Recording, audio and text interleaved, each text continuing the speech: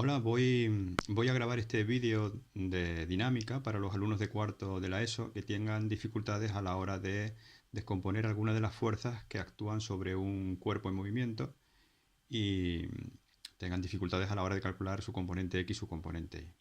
Vamos a suponer que tengo un objeto como este, que tiene una masa de 30 kilos y sobre el que va a actuar una fuerza de 50 newton, formando un ángulo de 20 grados con la horizontal. El coeficiente de rozamiento entre el plano y el objeto que se mueve va a ser 0,15 y me preguntan qué velocidad y qué espacio habrá recorrido el objeto cuando hayan transcurrido 10 segundos. Vamos a hacer primero el esquema de todas las fuerzas que actúan sobre el sistema. En principio voy a colocar la fuerza que me dice el enunciado, que sería esta. ¿Ven? La dibujo así inclinada para que se vea claro que aquí formaría 20 grados con la horizontal. Aparte de esa fuerza, tenemos también la fuerza peso. Otra fuerza que tenemos es la normal porque está apoyado sobre una superficie. La dibujamos también. Y otra fuerza que también actuará será la fuerza de rozamiento que iría en sentido contrario al que va a tener el movimiento del objeto. Voy a dibujar la flechita. Porque suponemos que el objeto se va a mover hacia la derecha. Así que la fuerza de rozamiento la dibujo hacia la izquierda. Bueno, pues como ven, este es un caso típico de descomposición de fuerzas porque tenemos esta fuerza que empuja el objeto en una dirección que no coincide ni con la dirección del movimiento ni perpendicular al movimiento, sino que está formando 20 grados con la dirección del movimiento. Entonces, lo primero que vamos a hacer es descomponer la fuerza y vamos a calcular la fuerza X, la componente X, trazo una perpendicular hacia abajo, de tal forma que corte la dirección del movimiento y esta fuerza va a ser Fx. Y luego trazo una horizontal hasta la vertical y aquí encuentro dónde será la Fi. De tal forma que esta fuerza ya estaría descompuesta. ¿Cuál sería el valor de Fx y de Fi? Pues Fx, por trigonometría, coincide con el valor de la fuerza y por el coseno del ángulo que forma. Porque este triángulo rectángulo que forma, la fuerza con la dirección del desplazamiento, fíjense que el lado que está contiguo al 20 grados, al ángulo, es Fx. Por eso Fx la encuentro multiplicando la hipotenusa, que sería mi fuerza, la de 50 newton, por el coseno de 20. Eso me hace un resultado de 46,98 newton. Y la componente I sería F por el seno de 20, que serían 17,1 newton. Bueno, pues para calcular la velocidad y el espacio que me piden, tengo que calcular primero cuál sería la aceleración con la que se mueve el objeto. Y para calcular la aceleración con la que se mueve, voy a utilizar la segunda ley de Newton. La segunda ley de Newton me dice que la sumatoria de las fuerzas que actúan sobre un objeto coinciden con el producto de la masa del objeto por la aceleración. ¿Cuáles son las fuerzas que intervienen en el movimiento del objeto, en la dirección del movimiento? Si nos damos cuenta, intervienen la Fx, que es la que intenta empujarlo hacia la derecha, y la Fr, que es la que intenta frenarlo.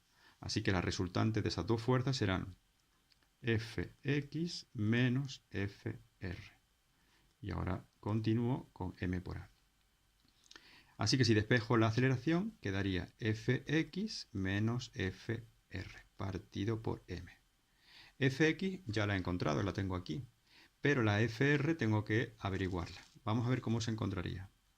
Fr, sabemos por la definición de fuerza de rozamiento, que es igual al coeficiente de rozamiento, mu, por la normal. ¿Y cuánto vale la normal en este caso?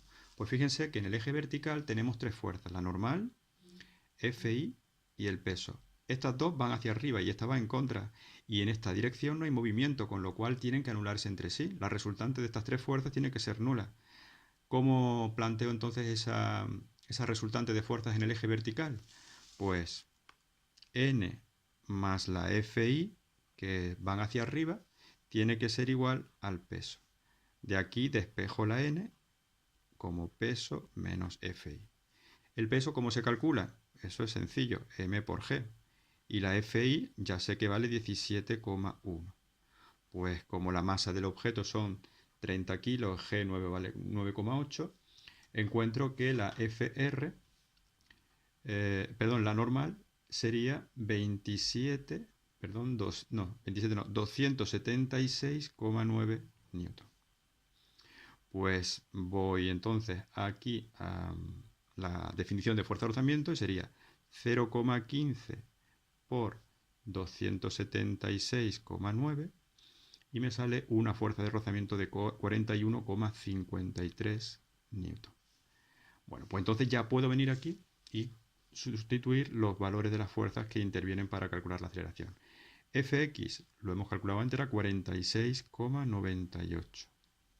FR, 41,53. Y la masa del cuerpo, 30. Así que la aceleración saldrá 0,18 metros partido por segundo cuadrado. Una vez que ya sé la aceleración que tiene el cuerpo cuando se mueve, ya puedo calcular la velocidad que tendrá el objeto cuando hayan pasado 10 segundos. Como el objeto tiene un movimiento mRUA, tengo que utilizar para calcular esa aceleración esta ecuación. V igual a V sub 0 más A por T. La velocidad inicial, 0. La aceleración, 0,18, que me salió antes. Y el tiempo, 10. Así que sale una velocidad de 1,8 metros por segundo. Y el espacio recorrido, saben que es el valor absoluto de x menos x sub 0. Pues, ¿cómo calculo el x menos x sub 0? A partir de la ecuación de las posiciones en el mRUA. V sub 0 por t sale 0 porque la velocidad inicial es nula. Y aquí quedaría 1 medio por 0,18 y por 10 al cuadrado. Sale al final un resultado de 9 metros. Así que el espacio recorrido sería el valor absoluto de 9, sale 9 metros. Aquí estaría el apartado A y el apartado B resuelto. Fíjense, lo importante de este ejercicio es no confundir el peso con la masa. El peso se calcula multiplicando m por g. Tampoco confundir la fuerza de rozamiento con mu, porque mu es el coeficiente de rozamiento. La fuerza de rozamiento es mu por n.